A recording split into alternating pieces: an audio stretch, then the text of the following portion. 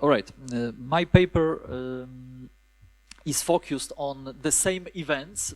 So this is the same issues that I will speak about in my paper.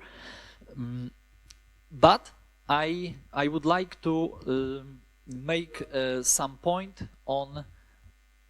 Yeah, make some. I want to make some point on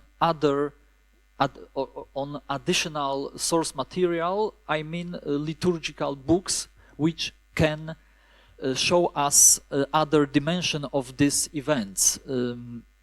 I want to firstly, as an introduction, I want to say that I work at Cardinal Stefan Wyszyński University in Warsaw, and I have lectures on medieval Europe. So I speak to students about these events of the First Crusade and Latin Kingdom of Jerusalem.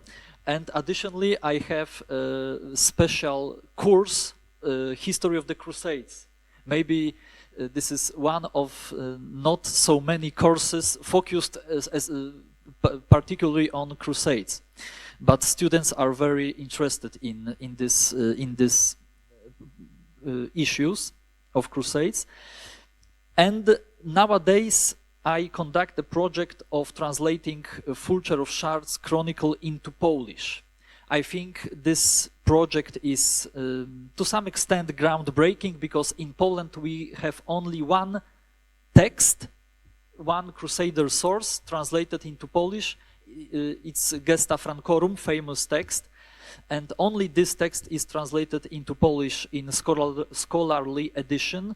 I hope it will be only first step in longer process and longer way to make Crusader sources more accessible to Polish audience.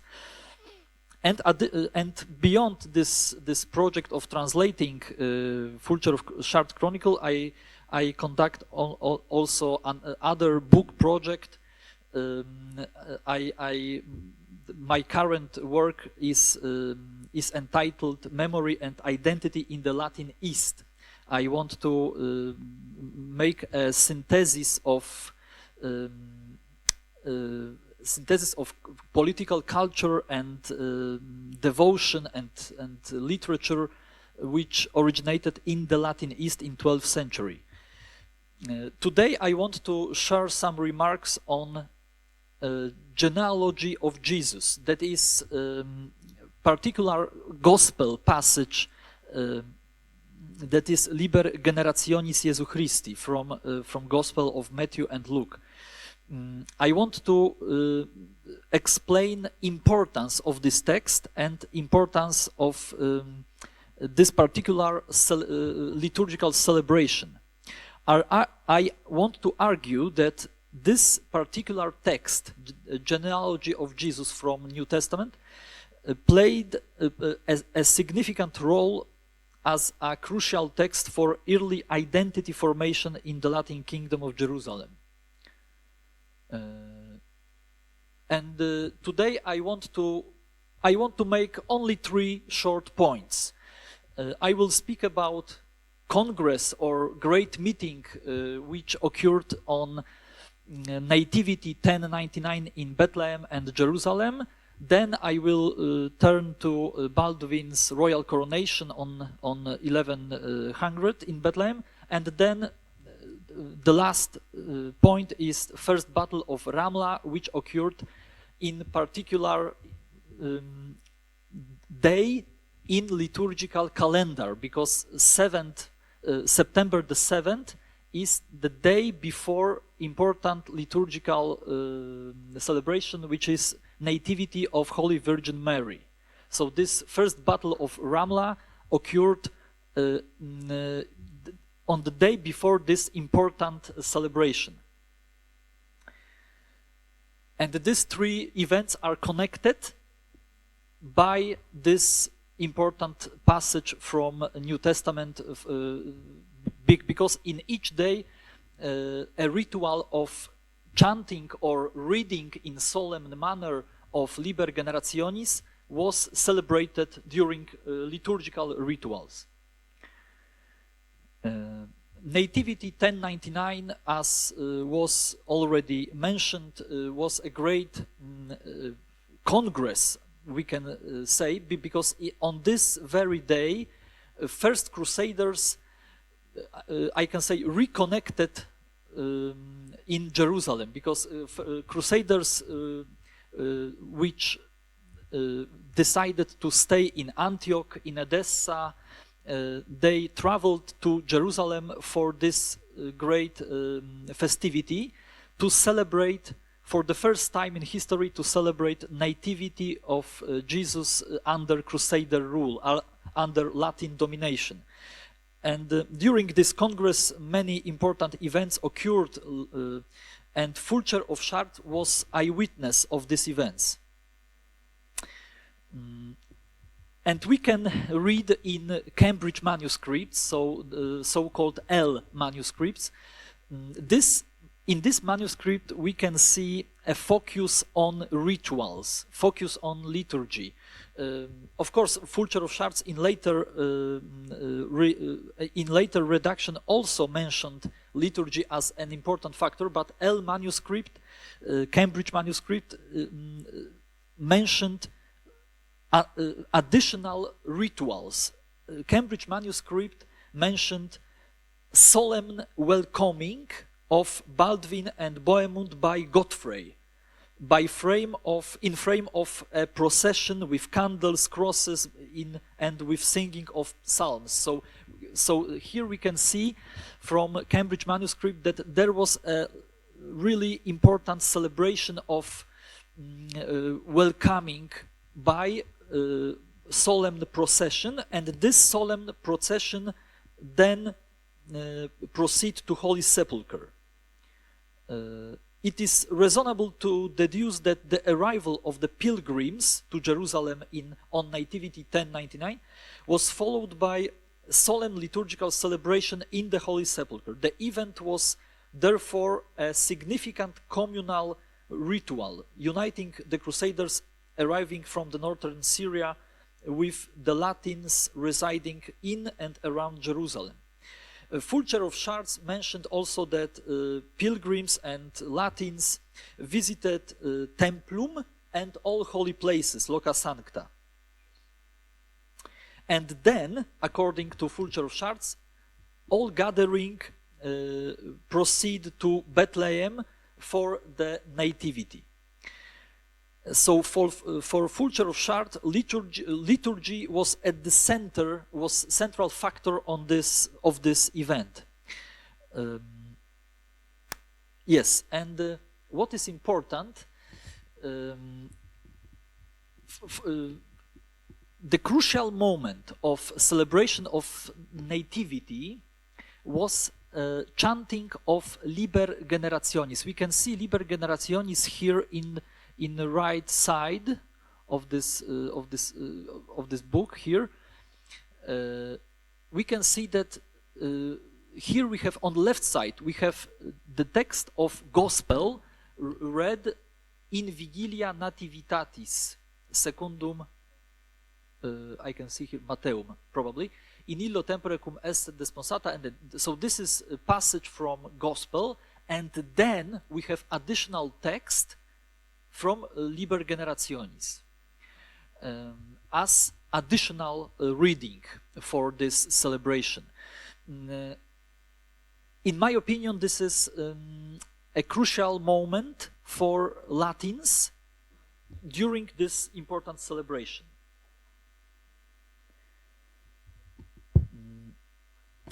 In the Jerusalem Sacramentary, of course, this Jerusalem Sacramentary is dated to 1130s, but according to, among others, Cristina Dondi or Sebastian Salvado, this Sacramentary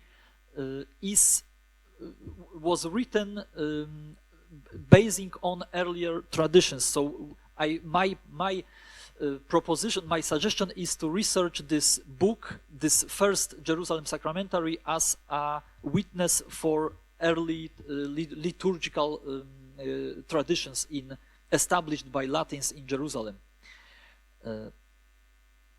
Yes, this passage of Liber Generationis so the genealogy of Jesus Christ from Abraham to Joseph.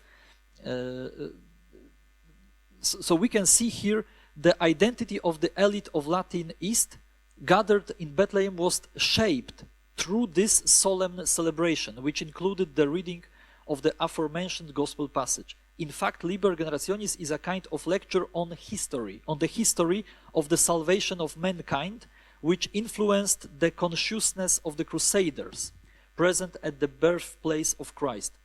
The rite of reading the beginning of the Gospel according to Saint Matthew is also attested in pages of another liturgical book.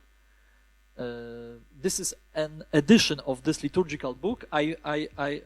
This liturgical book is called Barberini Ordinal, or the Jerusalem Ordinal, written after 1149. So in the middle of 12th century, after liturgical reform that occurred after establishing new Basilica of the Holy Sepulchre. And here we can read that these traditions of chanting or reading Liber Generationis became important element of celebration of liturgy of nativity. Here we can read interim preparatus diaconus cum processione veniat inclinato capite brevem faciat orationem tunc diaconos offerat hus patriarcha ad benedictum, and then we have et post accepta benedictione cantet evangelium secundum Matteum Liber Generationis Jesu Christi quo finito in hoc patriarcha te deum laudamus. And then and only after this celebration the Holy Mass will be started. So this was a particular ritual when Liber Generationis was chanted. And we can see here that this tradition became an important part of liturgical order in Latin Jerusalem. It is worth considering the significance of this celebration, in which the Latin East community built its identity on the basis of the history laid out in the Liber Generationis.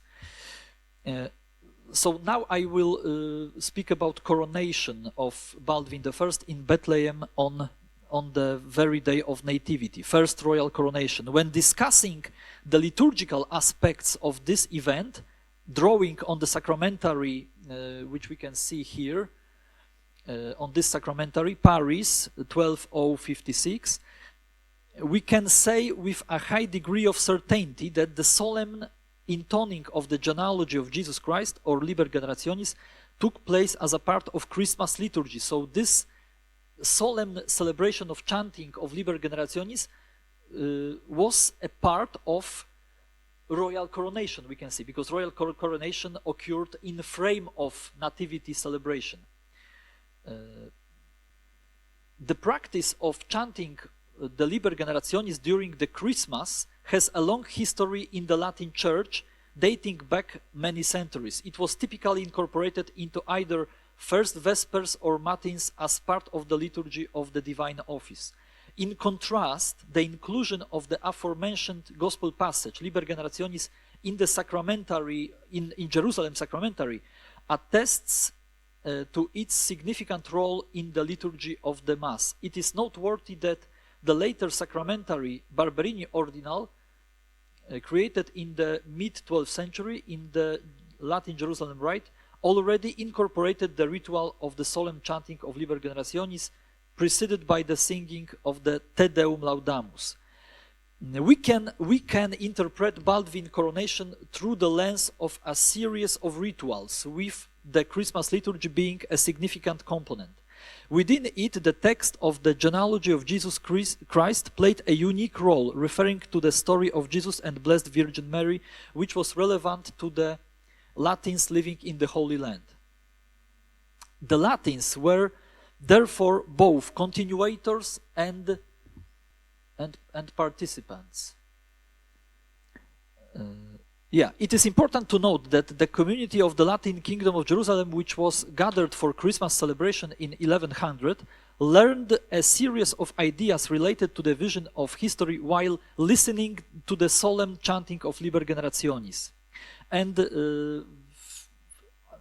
yes, and then I will speak about first battle of Ramla, because first battle of Ramla is important because it occurred the day before Nativity of Blessed Virgin Mary, and Fulcher of Chartres and also GFIE, yes, so-called Bartolf, mentioned that after this battle, Latins celebrated Mass for this festivity, for Nativity of Holy Virgin Mary in